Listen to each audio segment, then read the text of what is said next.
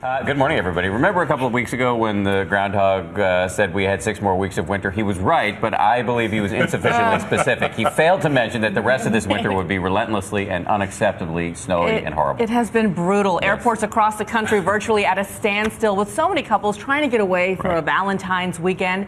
But you know, there are some people making the best of it. One romantic couple in Virginia made this snow hard for Valentine's Day.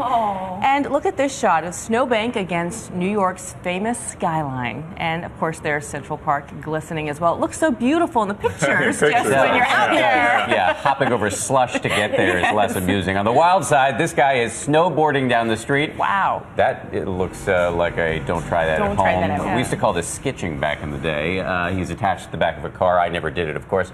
Despite the fun and the beauty, which I will only grudgingly admit, many of us are ready for this thing to end. In fact, we've started a countdown clock. There it is right there. Right 32 days until spring. 32 long days, just over a month to go. And now, well, there's a fresh blizzard on the way. It comes as tens of millions of Americans are digging out of this week's nor'easter. And ABC's Lindsay Janis is on the story from Central Park in a balmy New York City. It's what, 40 degrees out?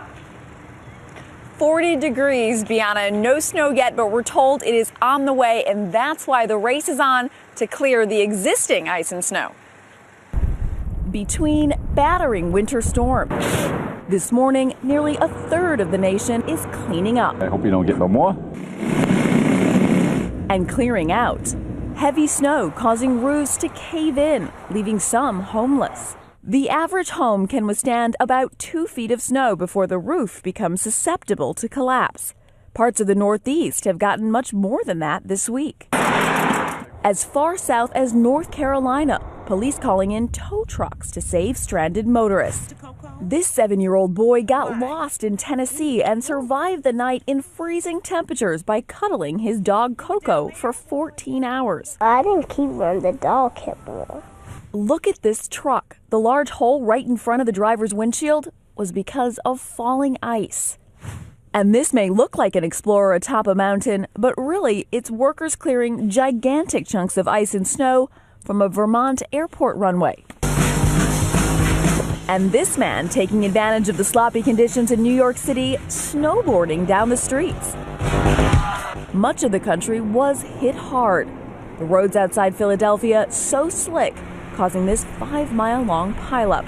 More than 100 cars, dozens injured. Around that corner right there, and all of a sudden the sun is blinding, and I missed the car in front of me by that much. And those drivers in Pennsylvania told us they were fooled by the sun and also by what looked like a clear road. In fact, it was a sheet of ice.